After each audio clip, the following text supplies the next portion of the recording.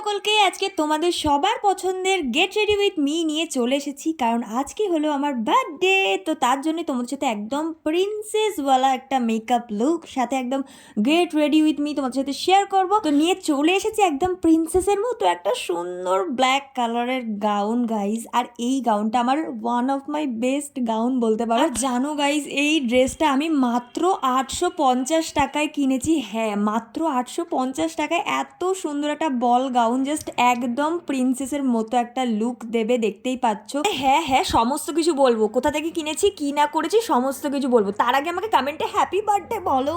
আর সাথে কিন্তু তোমরা হাতাও পেয়ে যাবে, যদি তোমরা চাও তো লাগিয়ে নিতে পারো।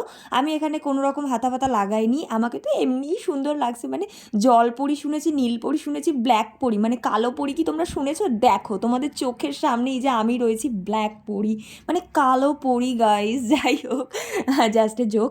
তো এখানে আমি কিন্তু রেডি হওয়ার জন্য ফার্স্ট আমি ড্রেসটা পরে নিয়েছি। আর মেকআপটা কেমন হয়েছে জানিও, পুরো মেকআপ টিউটোরিয়ালটা কিন্তু তোমাদের সাথে শেয়ার করে দিয়েছি অলরেডি, গিয়ে চেক আউট করে নিও। আর এখানে কিন্তু আমি একদম ব্ল্যাক আর স্টোনের চুড়ি কম্বাইন্ড করে পরে নিয়েছি। জাস্ট ওয়াও লাগছে না? আমার তো জাস্ট দারুণ লেগেছে। তো চলো এবার হেয়ার স্টাইলটা ফাটাকসে করে এসেছি।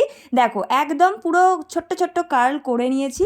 আর কার্ল করার যদি তোমরা টিউটোরিয়াল চাও তাহলে সেপারেটলি ভিডিও দিতে হবে, কারণ এইটুকু ভিডিওতে তোমাদের এত কিছু তো দেখাতে পারবো না গাইজ। আর এদিকে কিন্তু কার্ল করার পরে কিন্তু আমি একদম নর্মালি যে একদম হাই বার্ন করে নিয়েছি, খুব ইজিলি জাস্ট একটা ক্লিপ দিয়ে আমি বার্নটাকে করেছি। দেন একটা হেয়ার অ্যাক্সেসরিজ ইউজ করেছি, আর এই প্রিটি জুয়েলারিটা আমি ইউজ করেছি। মানে এই জুয়েলারিটার রিভিউটাও তোমাদের সাথে শেয়ার করব একদম কম প্রাইসে, তার জন্য শর্টসগুলো ফলো করো।